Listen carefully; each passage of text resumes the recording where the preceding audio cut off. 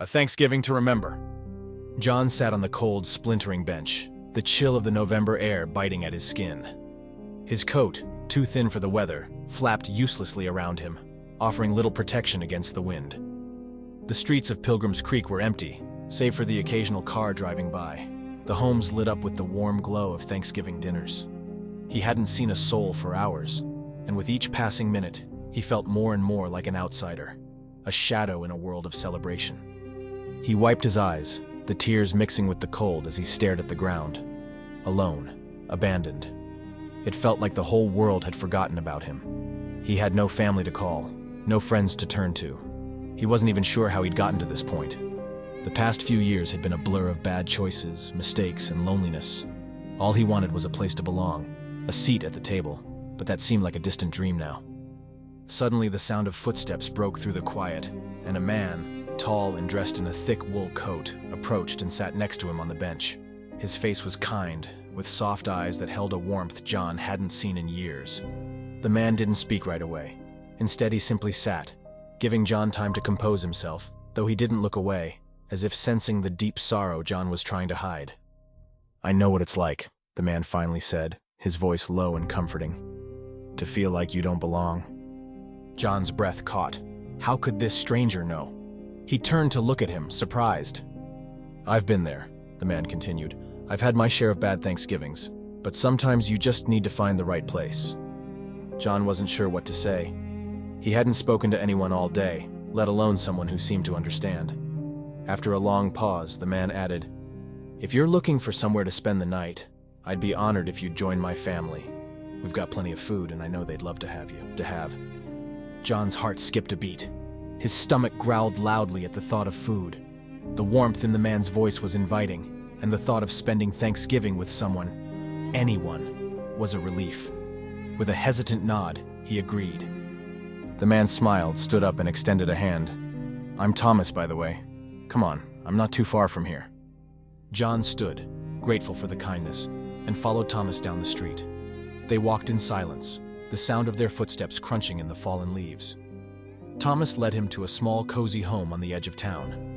The porch light was glowing, and through the window, John could see shadows moving, the faint sound of laughter drifting out. When they stepped inside, John was immediately greeted with warmth, the air thick with the scent of roasting turkey and cinnamon. The house felt alive, filled with the hum of conversation, the clinking of silverware, and the comforting presence of family. A woman in the kitchen looked up and smiled when she saw Thomas.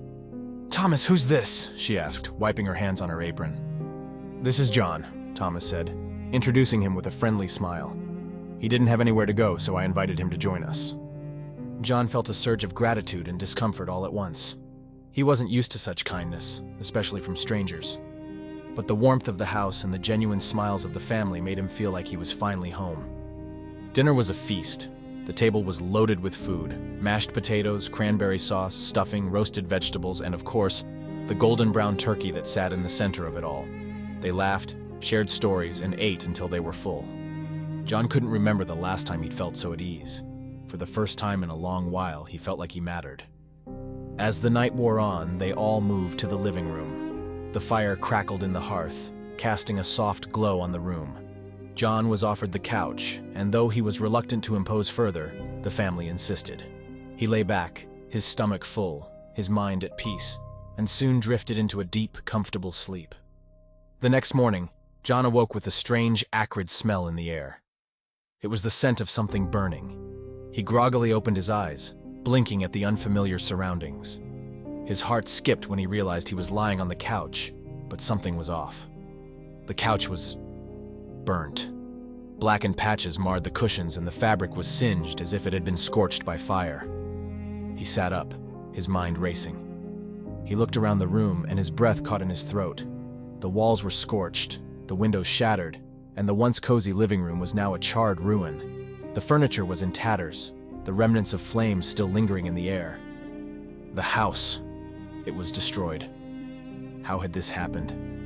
He stumbled to his feet, disoriented, and made his way to the front door. It was cracked open, and he stepped outside, his head spinning. The morning light filtered through the trees, casting long shadows across the wreckage. John's confusion deepened.